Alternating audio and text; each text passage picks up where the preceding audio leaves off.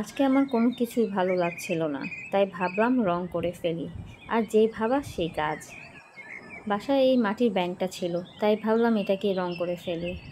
ব্যাঙটাকে প্রথমে আমি ভালোভাবে মুছে পুরো ব্যাঙকে আমি জ্যাসো দিয়ে অ্যাপ্লাই করে দিচ্ছি।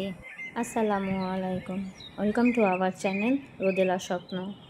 পুরো ব্যাঙটাকে ভালোভাবে জ্যাসো অ্যাপ্লাই করে দিচ্ছি। জ্যাসো অ্যাপ্লাই পর আমি 2 দিন থেকে 3 দিন শুকিয়ে নিয়েছি। শুকানোর পর আমি অ্যাক্রিলিক সাদা কালারটা ব্যবহার করছি। সাদা কালারটা দিয়ে নিয়েছি যাতে আমি পরবর্তী যে রঙগুলো ব্যবহার করব সেগুলো যেন ফুটে আসে। আমি এই ব্যাঙটাকে একটু কালারফুল করতে চাচ্ছিলাম, তাই ভেবে পাচ্ছিলাম না যে কিভাবে কালারটা করব বা কী কালারটা দিলে খুব সুন্দর আসবে।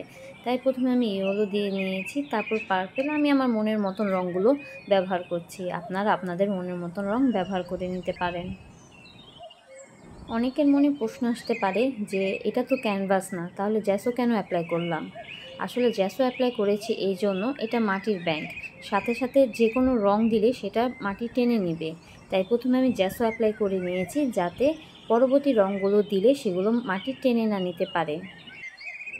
আর জ্যাসো ব্যবহারের কারণে আমার রঙের পরিমাণ খুব কম লাগছে।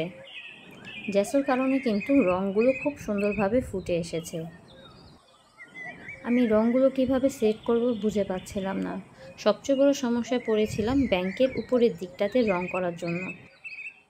উপরের দিকটা বারবার রং করছিলাম আর মুছে ফেলছিলাম। কোনোভাবে উপরের দিকটা আমার পছন্দ হচ্ছিল না। পুরো ব্যাংকে আমি কালারফুল বল বল শেপ দিয়ে দিয়েছিলাম। রং শুকানোর পর আমি চিন্তা করলাম কী আর্ট করা যায়, তাই ভাবলাম একটু বহু আর্ট করে ফেলি।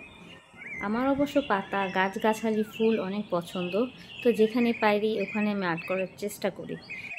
এখানে অন্য কিছু আর্ট করলে হয়তো ভালো লাগতো না, বা কালারফুল বলগুলো রেখে দিলেও আমার কাছে তেমন একটা ভালো লাগছিল না। তাই আমার মনের মতো পাতা এঁকে নিচ্ছি। রং এমন একটা জিনিস যা আপনার মনকে আসলে ভালো করে দেবে। যখন আমার মন খারাপ হয় তখন আমি রং করি, অথবা আমি অন্য কাজে ব্যস্ত হয়ে যাই, যাতে মন খারাপের কারণটা ভুলে যেতে পারি। সত্যি বলছি, আমি এই রং করতে করতে বুঝতে পারলাম আমার মন খারাপ চলে গেছে। রং করতে করতে মনের মধ্যে একটা ভালো লাগা কাজ শুরু করে দিয়েছিল। আপনাদের যদি কখনো মন খারাপ হয়, আপনারাও চেষ্টা করবেন আর্ট করতে। ব্যাংকের আর্টটা কেমন হয়েছে তা আমাদের অবশ্যই কমেন্ট করে জানাবেন। ভিডিওটি ভালো লেগে থাকলে লাইক, কমেন্ট, শেয়ার, সাবস্ক্রাইব করে আমাদের পাশে থাকবেন। পুরো রঙটা ভালোভাবে শুকানোর পর বার্নিশ অ্যাপ্লাই করে নেব। বার্নিশ অ্যাপ্লাইয়ের ফলে রঙগুলো স্থায়ী হবে। বার্নিশ অ্যাপ্লাইয়ের ভিডিওটা ভুলবশত আমার থেকে ডিলিট হয়ে গেছে, তাই আপনাদের সাথে শেয়ার করতে পারিনি। ধন্যবাদ আপনাদের এতক্ষণ সাথে থাকার জন্য।